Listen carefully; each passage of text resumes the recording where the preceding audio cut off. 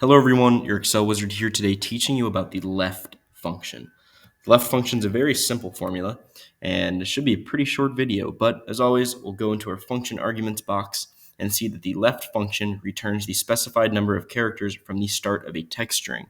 So for example, if my text string is ABC and I want the starting left two characters, it should return me just AB. So I hit OK and see that AB comes up in the cell. Now, most people wouldn't use Excel like this or use the left function like this. Most people would have a data set where they just want to automate getting the left however many characters that they want.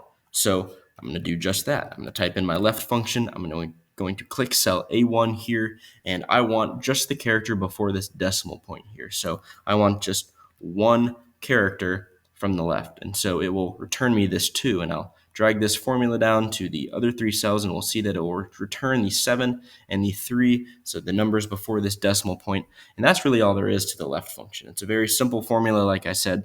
And if you want to learn more simple functions like this, or intermediate or advanced functions, I've got series on all of those. So please go check it out. But as always, thank you for watching this video.